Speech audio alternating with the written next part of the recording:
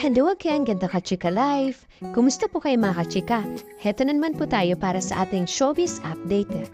Patuloy nga pong binabash itong si Mr. Alden Richards, patunay lamang po na maraming naiinggit sa kanya dahil nga po sa tagumpay na nakakamit ito. Unang-una nga po ito pong pelikula na Hello Love Again na pumatok po sa takilya.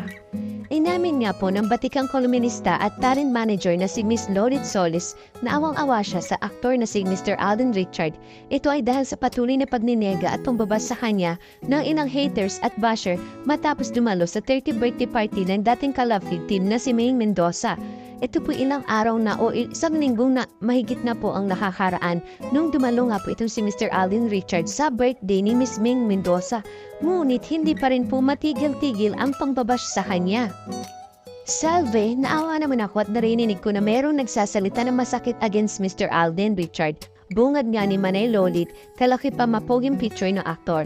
Paglalarawan niya, isa si Alden sa magalang at marespeto na tao na nakilala ko at parang ang too sweet to be true. Sana naman makita ng lahat ang mga kabutihan ni Alden Richards para malaman nila how nice and sweet a person si Alden. Patuloy niya sa isa kanyang IG post.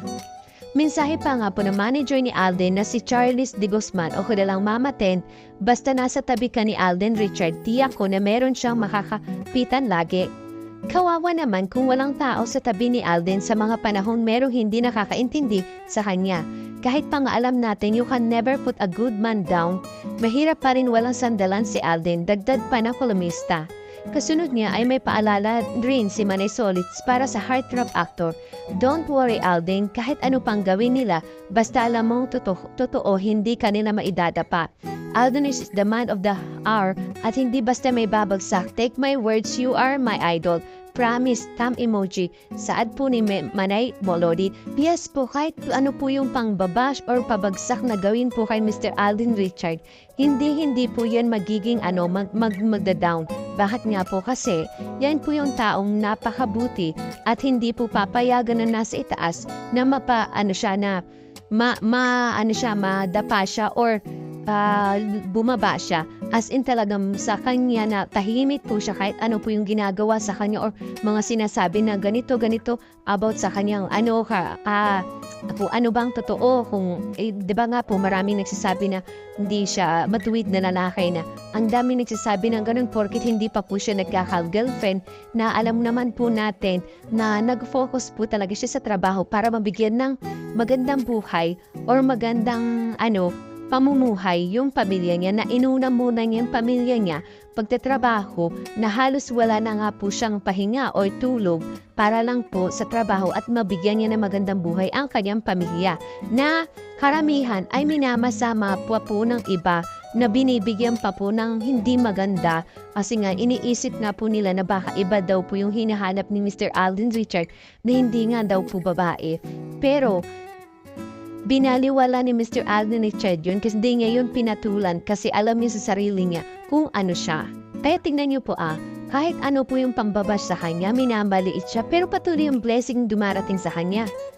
Patuloy yung mga project, mga trabaho. Tingnan niyo ngayon producer na siya, na dati is hindi pa siya kilalang aktor pero napakasikat niya nga.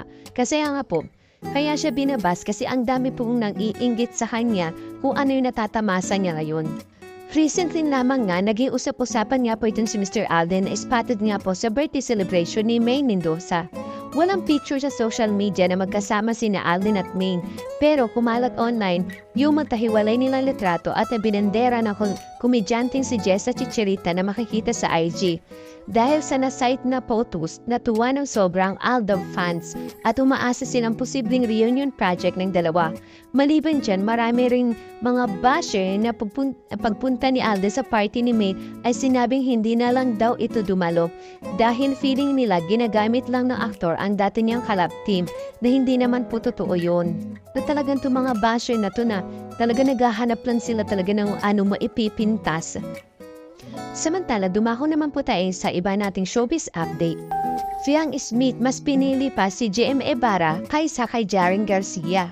Si Fiang ang big winner ng Pinoy Big Brother Gen 11 ng 2024 edition na reality franchise show ng ABS-CBN.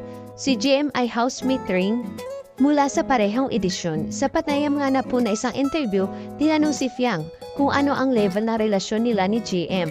Ang sagot nga po niya, ang masasabi ko lang si GM ang pinapahalagan namin ang isa't isa. Sa kabila ng pagkakaroon na ng GM Fiang Love Team, ay may supporters din ang tambalang Fiang at Jaren Garcia o may unim na Jar Fiang. Galing din ng PBB Gen 11, ito nga pong si Mr. Jaren. Diretsahan naman payag ni Fiang na mas gusto niya ang love team nila ni JM. Sa akin, Jaren and I, friends lang kami ni Jaren, very close friend. So I don't think na may iaangat pa doon, prank ang sagot ng dalaga. Siguro, ngayon wala akong masasabi about doon kasi as of now, ako lang yung may choice kung sino ang gusto kong kalab team at din si JM.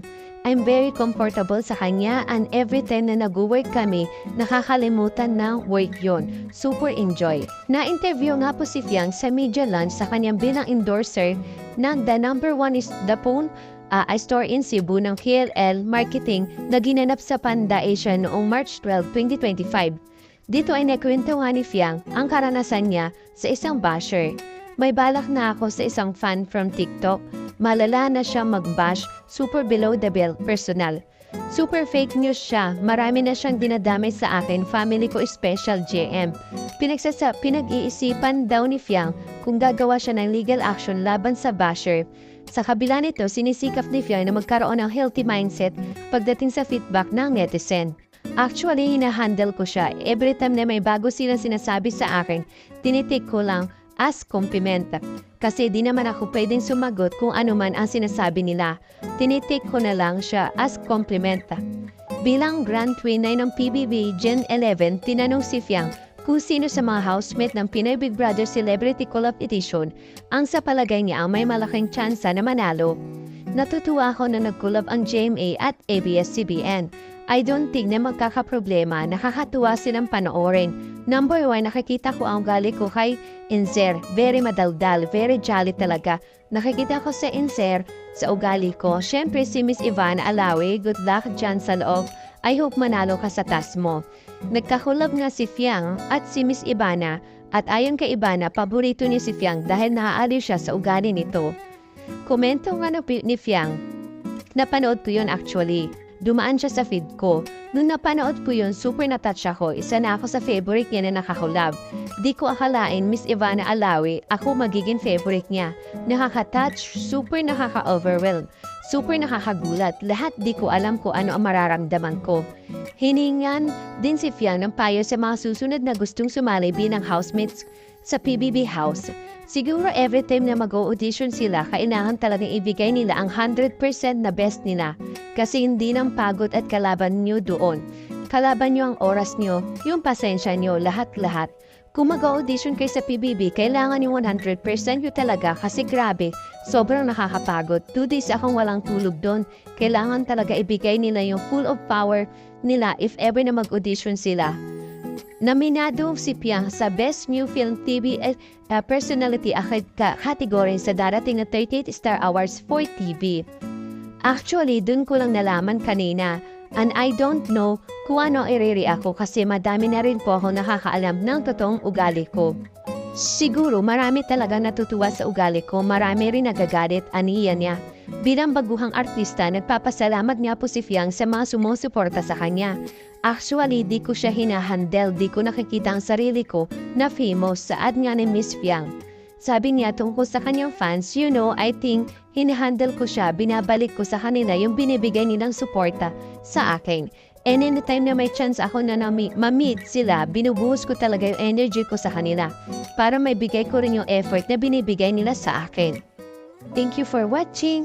Kung nagustuhan niyo po ang video ito, subscribe na sa Starlight Showbiz YouTube channel and please don't forget to hit the bell button for our latest updates.